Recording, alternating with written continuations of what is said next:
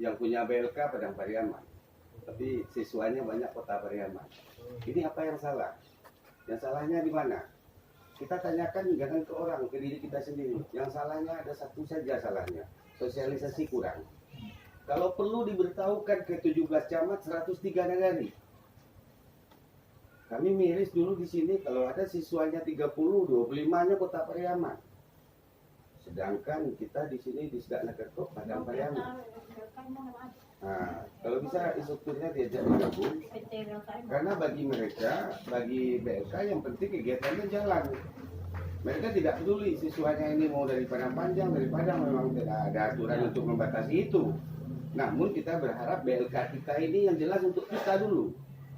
Kalau muridnya siswanya 30, kalau bisa 25-nya Padang Pariaman, ya 5-nya terserah dari luar. Jangan terbalik. 5 dari Padang Pariaman, 25-nya, oh mungkin kalau kita menanya alasan bermacam-macam. Oh jauhan Pak, itu ojeknya segala macam, itu lagu Padang Pasir tuh. Mereka tuh dididik, kalau mereka belajar di swasta, mereka bayar berapa? Nah, itu kepiawaian kita lah melobi. Kita yakinkan masyarakat kita bahwasanya kita punya BLK.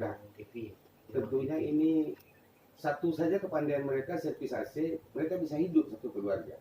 Karena satu AC servisnya sekarang 100.000 kan. Dapat 2 hari saja tuh sudah bagus. Yang terakhir sesuai dengan kejadian viral kemarin pada bed ini ada viral di Sedaknakerkop, maksudnya bukan di Sedaknakerkopnya. TKI kita bermasalah di Thailandnya, di Myanmar. Kami cukup prihatin mendengar. Kami pastikan mereka berangkat lewat jalur tikus ya, tidak resmi. Nah itu PR berat bagi kami. Mungkin kita juga sudah pernah membahas sebelumnya di komisi kalau tidak salah ya, di sidang komisi. Sebenarnya Bukabid waktu itu saya mengapungkan itu. Sebelum Bukabid masuk, itu Komisi 2 itu mau mengeroyok di Sedaknakerkop dengan pertanyaan itu. Karena saya sudah coba menjelaskan ke Komisi 2, akhirnya mereka mereda. Jangan salahkan dinas dulu. Mereka itu yang berangkat tidak jalur resmi. Akhirnya mereka dijual di situ. Jadi perdagangan manusia. Jadi kalau mereka dijual, kalau dijualnya 100 juta, mereka harus mendapatkan uang 100 juta dulu, baru mereka boleh pulang. Dan intinya tugas berat dari Bukabid itu jelaskan ke masyarakat kita. Kalau perlu, saya dianggarkan agak 1-2 kali sosialisasi. Suratnya sudah siap, tapi belum ke sedang. Usahakan sosialisasi. Berbicaralah di situ bahwasanya bagi masyarakat Padang Pariaman yang berminat mencari pekerjaan ke luar negeri, tolonglah pakai jalur resmi, jangan jalur tikus itu tidak selamat itu hidupnya kan. Mungkin karena para UPT namanya, UPT BLK-nya baru masuk,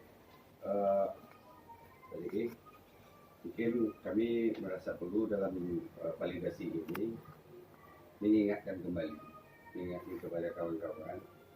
Setahu kami, 7 tahun kami di sini dulu Pak Gwer, kami juga sedih. Kalau 30, satu lokal, 25-nya orang Kota Pariaman. 5 cuma orang Padang Pariaman. Bagaimana PR-nya itu bisa kebalik? Kalau bisa 100% orang Padang Pariaman, Pak Jek, itu PR kita. Ini mohon maaf, kita bikin pintar orang Kota Pariaman, indeksnya tidak ada untuk daerah kita. Kan begitu Pak Gwer? Untuk Sumbar memang ada. Memang BLK ini punya kementerian bantuannya, paketnya semuanya Kementerian Tenaga Kerja. Tapi ingat, ini berada di bawah nama di Sedaknakerkop dan UKM. Sekda juga berpesan kepada kami, usahakanlah minimal di balik angka itu. Kalau siswanya satu lokal 30, 25-nya orang Padang Pariaman, 5-nya terserah dari luar. Kalau memang tidak ada siswa lagi, cukupilah sama orang kota-kota ini. Tapi saya dulu juga, memang saya lihat, ini yang salah itu informasi tidak sampai. Kadang-kadang pelatihan kok lah seminggu keturun itu belum. Kesudahan anak-anak instruktur itu ya, aduh kebanyakan rumah nggak, aduh pun nggak. Itu kalau menurut kami pola rekrutmen yang kayak itu salah. Kalau menurut kami betul. Kan pelatihan ini sudah terjadwal. Berapa kali setahun, berapa jurusan. Nggak ada salahnya kalau seleksi itu kita lakukan di awal. di bulan Januari misalnya Februari atau Maret kita seleksi dulu. You mau lokal apa, jurusan apa, kita apa? Kita seleksi. Nah, setelah siswanya orang lelang kegiatan aja bisa November Desember kan, apalagi kalau hanya seleksi untuk mendapatkan siswa.